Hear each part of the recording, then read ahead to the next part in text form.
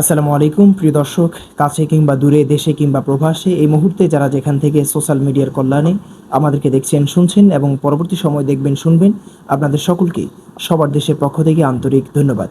প্রিয় দর্শক, আপনাদের সাথে আছি আমি H.M. ইব্রাহিম আল মাহমুদ। আজকে যিনি আমাদের অতিথি তিনি হচ্ছেন লক্ষ্মীপুরের প্রত্যন্ত অঞ্চল ৩ নং চরপড়াগাছা ইউনিয়নের ১ নং ওয়ার্ডের সভাপতি, ছাত্রদল সভাপতি এবং সাবেক মালেক মোল্লা উচ্চ বিদ্যালয় ছাত্রদলের সভাপতি। আমরা আজকে সরাসরি তার কাছে চলে যাব। আসসালামু আলাইকুম জনাব শরীফুল ইসলাম, আপনি কেমন আছেন? ওয়ালাইকুম আসসালাম। আলহামদুলিল্লাহ ভালো আছি আমি। আপনি কেমন আছেন? আলহামদুলিল্লাহ, আমরা বরাবর মতোই ভালো আছি। প্রিয় দর্শক, আমরা আজকে সরাসরি প্রশ্ন উত্তর পর্বে চলে যাচ্ছি।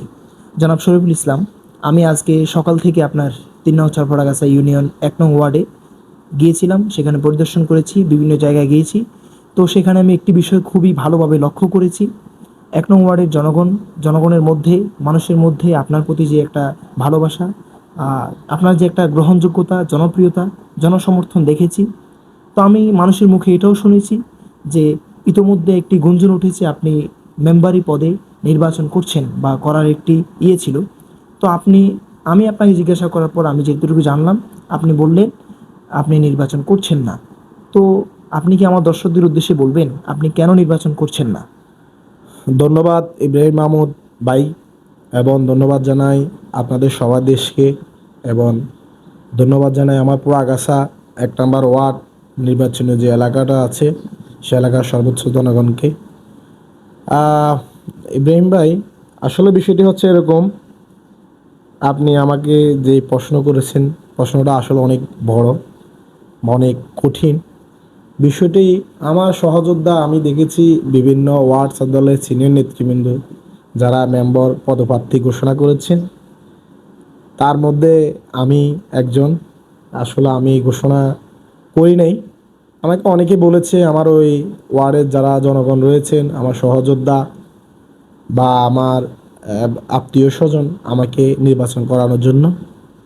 আমি নির্বাচন করার খুব আগ্রহী ছিল, যেহেতু এখন এই এই 5ই আগস্টের পরে ছাত্র জনতার যেই আন্দোলন সংগ্রাম, ফ্যাসিস্ট সরকার চলে যাওয়ার পরে ইয়াং জেনারেশনকে জনগণ ভালোবাসে, জনগণ গ্রহণযোগ্যতা দিয়েই, এজন্য আমারও মনে চায় আমি মেম্বার পদে প্রার্থী হই।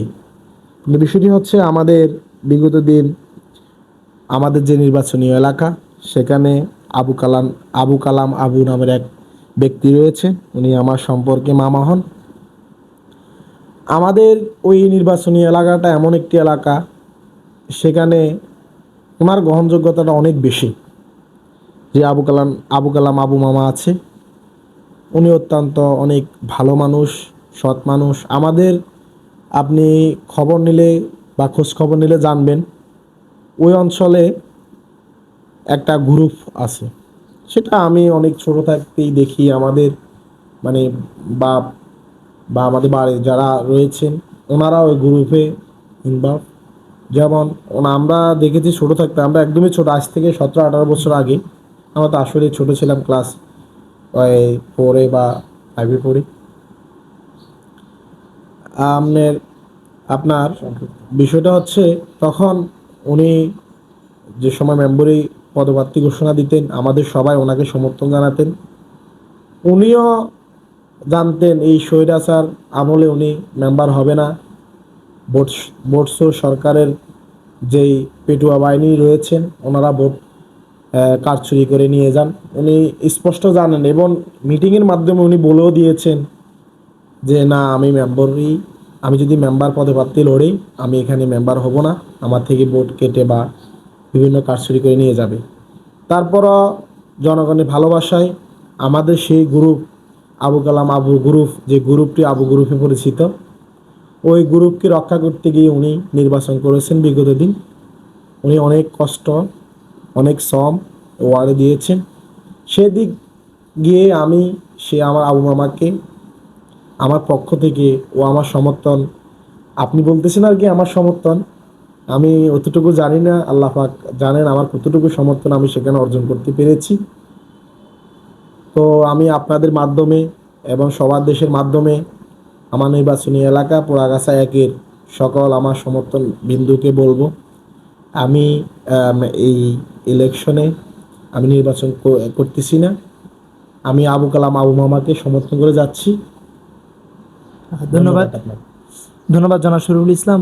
আপনি যে কথাটি বলেছেন যে আহ, আমরা জনাব আবু কালাম আবু মেম্বর থেকে জানতে পারবো, যদি ওনার কাছ থেকে আমরা জিজ্ঞাসাবাদ করি বা ওনার সাথে বসি, আমরা অবশ্যই ওনাকে একদিন আমাদের স্টুডিওতে ডেকে আনবো। তো আপনাকে আমি আজকে আরও একটি প্রশ্ন করছি, সেটি হচ্ছে আপনি কি মনে করেন জনাব আবু কালাম আবু মেম্বর উনি নির্বাচিত হবেন, বা জনগণের কাছে ওনার সমর্থন কেমন? যদি সংক্ষিপ্তভাবে আমাদেরকে জবাবটি দেন। ধন্যবাদ। আসলে এটা তো জনগণের হাতে ছেড়ে দেওয়া। তারপর তারপরে ইতিপূর্বে উনি মেম্বার ছিলেন, ওনার সে যোগ্যতা রয়েছেন। ওনাকে কিন্তু জনগণ বিগত দিন ভোট দিয়েই মেম্বার বানাতেন। হয়তো কারচুরির সেই বিপদজনকে পড়ে উনি মেম্বার হতেন না। তবে ইনশাল্লাহ এবার আমরা প্রত্যাশী, আমরা যে ইয়াং জেনারেশন রয়েছি এবং আমরা যে তরুণ প্রজন্ম রয়েছি, আপনি আমাদের ইতিপূর্বে আরেকটি নির্বাচন, জাতীয় নির্বাচন গিয়েছে, সেখানেও ইয়াং জেনারেশন যেদিকে মুভ করেছে সেদিকেই নির্বাচিত হয়েছেন। আপনি জানেন এবিএম আশরাফুদ্দিন নিজান আমাদের এই আসনে জয়লাভ করেছেন। আমাদের ওয়ার্ডে 1200 ভোট ধানের শীষের প্রতীক পেয়েছেন। তার তার যদি গুণাগানি বলি, আমাদের এই আবু কালাম আবু মামা আমাদেরকে সমর্থন করার কারণেই এবং ইয়াং জেনারেশন যারা রয়েছেন, তরুণ প্রজন্ম রয়েছেন, তারা ঝুঁকি হওয়ার কারণেই আমাদের এবিএম আশরাফুদ্দিন নিজাম আমাদের এই নির্বাচনে জয়লাভ করেছেন আমাদের ওয়ার্ডে। এবং এবারও ইনশাল্লাহ ইয়াং জেনারেশন আবু কালাম আবু মামার পক্ষে। আপনি গণমাধ্যমে দেখবেন ওনাকে নিয়ে যে কোনোভাবেই যদি কোনো পোস্ট হয়, দেখবেন অনেক ভালো একটা সাড়া পায়। আমি মনে করি উনি ভালো মানুষ, সৎ মানুষ, ওনাকে 1 নম্বর ওয়ার্ড মানুষ রিসিভ করবে ইনশাল্লাহ। জি, ধন্যবাদ জনাব শরীফুল ইসলাম। প্রিয় দর্শক, এতক্ষণ ধরে যারা দেখছেন, আপনাদের সকলকে সবার দেশের পক্ষ থেকে আন্তরিক ধন্যবাদ জানিয়ে আজকের মতো বিদায় নিচ্ছি। আমি এইচ এম ইব্রাহিম আল মাহমুদ। পরবর্তী সাক্ষাৎকার দেখার জন্য আমন্ত্রণ জানিয়ে আজকের মতো বিদায় নেওয়া।